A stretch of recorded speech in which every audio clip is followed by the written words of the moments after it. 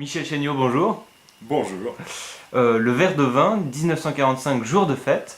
Alors c'est votre troisième roman, publié aux éditions L'Harmattan. Est-ce que vous pouvez nous parler des deux premiers? Bien, donc j'ai publié Madeleine, le premier, puis Borderline, dans des genres très différents. Et peut-être qu'avec le verre de vin, je retrouve le fil de ma première histoire. Bon, c'est un roman largement autobiographique, donc ma sensibilité est complètement engagée dans ce que j'écris, mais en même temps, le personnage central, c'est une femme ordinaire, mais à l'examen de sa vie, cette vie ne m'a pas semblé si ordinaire que ça, et c'est ce qui en fait, à mon avis, un personnage de fiction, et qui devrait intéresser un large public. Alors, vous dites, pour parler de votre livre, le verre de vin, et pourtant on voit derrière vous la couverture, ce n'est pas le titre complet, car le titre complet c'est Le verre de vin, 1945, jour de fête. Pourquoi cet ajout? Eh bien, écoutez, d'abord, quand on regarde la couverture, on peut dire que l'Harmattan a fait du beau travail. Il y a une impression de légèreté, d'ivresse, de joie. Mais le titre, la composition du titre, a été voulu pour éviter les malentendus. C'est pas un livre sur le vin, c'est pas un livre sur la fête. Il y a bien eu une fête, mais elle a été de courte durée. Euh, ce qu'il y a, c'est que le contexte dans lequel les choses se sont passées font que deux histoires se sont rencontrées. La petite, si on peut l'appeler ainsi, celle de Solange, et son histoire personnelle, et puis l'histoire des femmes. Et c'est pour ça que c'est important de situer l'action, le virage, le tournant, au moment de 1945. 1945, c'est la libération, c'est la fin de la guerre, c'est tout un état d'esprit, une envie d'émancipation, une envie de vivre, une envie de liberté, et puis c'est un moment clé dans l'histoire des femmes.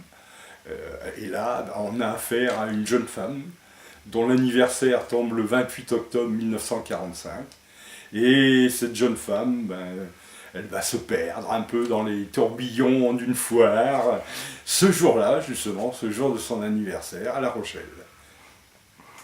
Alors, d'une certaine façon, vous évoquez le destin de cette femme, c'est ça? Vous posez la question d'ailleurs en quatrième de couverture, je vous cite, un destin qui bascule ou qui s'accomplit.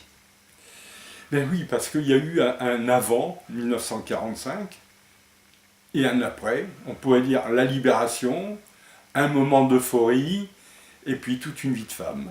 Et à partir de là, j'ai interrogé la vie de cette femme pour savoir si il n'y avait pas une forme d'enchaînement inéluctable qui se produisait, de déterminisme, hein, puisque elle commence sa vie orpheline à sa naissance. Elle perd sa mère au moment de naître. C'était souvent le sort réservé aux parturientes dans les hôpitaux tenus par des sœurs, par des religieuses. Ensuite, elle est contrainte d'aller au pensionnat qu'elle appelait l'orphelinat, où elle obtient d'ailleurs un certificat d'études. Elle sortira déçue de ce pensionnat, d'autant que les espérances de prolonger les études vont s'envoler et qu'elle va être placée comme boniche à Paris, en pleine occupation, alors qu'elle a à peine 15 ans. Après quoi au moment de son anniversaire, l'ami, son ami, elle a 17 ans, c'est une jeune femme, une ado, son ami est absent. Où est-il? J'essaye de trouver où il pourrait bien être, n'empêche qu'il n'est pas là. Et là, le hasard va faire que elle va rencontrer un soldat, un uniforme, et que la vie va basculer d'une certaine manière, la vie va changer de cours. C'est pour ça que on peut peut-être parler d'un destin. Ce destin a-t-il abouti ce jour-là? Où a-t-il basculé? La vie a-t-elle pris une autre trajectoire? Faut dire qu'elle est toujours restée ambiguë sur ces questions-là. Et moi, ce que j'essaye de faire, c'est derrière les silences, de retrouver le sens des choses, quoi. Oui, c'est finalement le silence que vous essayez de faire parler, de traduire ces moments d'absence. Ça, c'est un exercice risqué et compliqué que de vouloir faire parler les silences, mais en même temps, ça m'apparaît essentiel. Il y a toujours dans les vies des parts d'ombre, des choses que l'on cache, des non-dits, et ça traverse toutes les familles.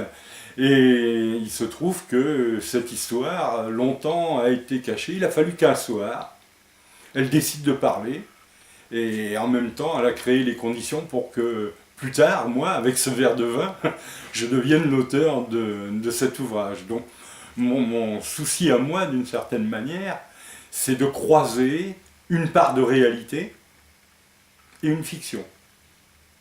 Je suis contraint, quelque part, de mentir pour dire la vérité. Est-ce que c'est cela, écrire pour vous, cet exercice entre fiction et réalité? Écoutez, d'abord, je suis un jeune écrivain qui s'est lancé dans la littérature avec la retraite, au moment de la retraite, donc ça occupe mon temps. Et effectivement, je veux dire, le genre auquel on peut me rattacher, c'est celui de l'autofiction. D'ailleurs, l'auteur initial de ce néologisme qui est l'autofiction, Dubrovsky, avait parlé le titre de son roman, c'est Le Fils. Ici, l'auteur, c'est le fils, et le personnage, c'est la mère. Et bon, il se trouve qu'on avait commencé l'interview par la référence à Madeleine. Dans Madeleine, j'abordais le sort d'une femme qui s'était trouvée rejetée de sa famille, ostracisée, pour avoir osé aimer l'homme qu'elle a aimé pendant plus de 60 ans. Et les gens dans cette famille n'ont jamais changé de point de vue, même à travers la vérité de cet amour. Là, c'est différent, c'est l'opposé quasiment. C'est les affres d'une femme qui a apparemment pas tout à fait vécu la vie dont elle rêvait quand elle était une jeune adolescente. Donc, une vie qu'elle a assumée, mais qu'elle n'a jamais complètement acceptée. Voilà, en quelques mots, comment on peut situer mon travail. Je veux dire que j'ai même découvert la notion de travail en écriture. C'est-à-dire qu'il ne suffit pas, j'ai longtemps pensé que j'avais des choses à dire, j'avais une histoire en moi, que je ne connaissais pas d'ailleurs, et donc ça m'a amené à en savoir un peu plus, mais aussi je me suis rendu compte qu'il ne suffisait pas de témoigner, il ne suffit pas de raconter. Et donc le travail que je fais, c'est que j'essaye d'inventer sur du réel, ce qui donne le roman que vous avez entendu là. Voilà.